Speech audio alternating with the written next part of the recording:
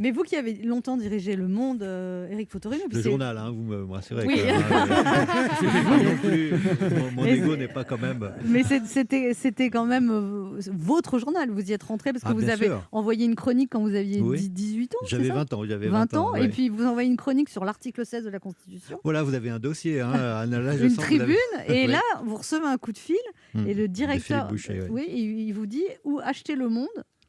Voilà, c'est Et qu'en vous, fait... et vous êtes dans la rue, il pleut, vous n'osez pas l'acheter en fait. Vous n'osez pas Oui, l'ouvrir. ben en fait, j'arrivais à Paris, je ne connaissais pas bien Paris. D'ailleurs, je me suis paumé parce que j'ai acheté. Après, j'ai fini par acheter Le Monde. Il pleuvait, j'avais des godasses qui prenaient l'eau, donc vous vous imaginez un petit peu. Et j'ai marché sur les trottoirs. J'ai fini par l'ouvrir en me mettant à l'abri, et j'étais tellement suffoqué de voir mon nom en deuxième page du Monde que Ils ont je me publié suis votre perdu. chronique en intégralité. Et ce qu'il faut vous dire, c'est que je l'ai envoyée manuscrite. Et donc, Ah oui. le rédacteur en chef de l'époque, qui s'appelait Philippe Boucher, m'avait dit, écoutez, si vous voulez faire ce métier, jeune homme, il faudra penser à dactylographier vos textes.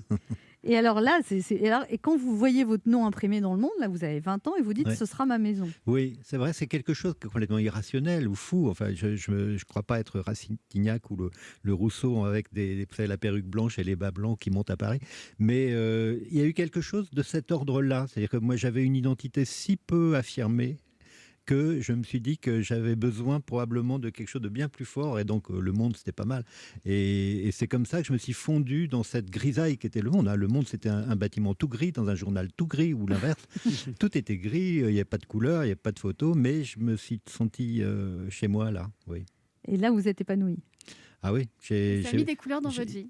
plein, parce que c'est vrai que j'ai vécu 1000 vies au Monde. On dit souvent, vous avez été directeur du Monde, oui, certes, mais c'est la fin du parcours. Mais j'ai d'abord été journaliste, j'ai Il paraît que d'abord vous été partiez, reporter. à l'époque, quand on partait en reportage au Monde, on restait jamais moins de 15 jours dans un pays. Ça n'existe plus. Ça, Ben maintenant. oui, on partait longtemps. Moi, mes enfants se souviennent de leur père de cette époque, c'est les valises sur le palier, parce que je partais beaucoup, surtout l'Afrique. Et ça a été pour moi des leçons de vie à chaque fois, avec des gens dont on percute l'existence tout d'un coup, et puis on les reverra plus, mais pendant justement 2 semaines, ou quelquefois même plus longtemps. Je me souviens des reportages en Éthiopie, par exemple.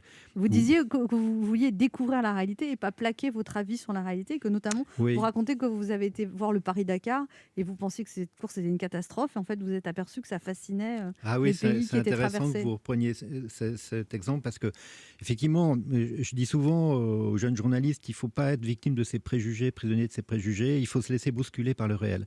Et là, moi, quand je suis arrivé sur la route du Dakar, en fait, j'ai fait le circuit à l'envers un mois avant le rallye, et j'étais convaincu que les gens allaient me dire c'est scandaleux, c'est du néocolonialisme, etc. Et en fait, je suis tombé sur beaucoup de jeunes, de paysans, d'artisans qui me disaient ah mais c'est formidable quand passe le Paris. Ils l'appelaient le Paris.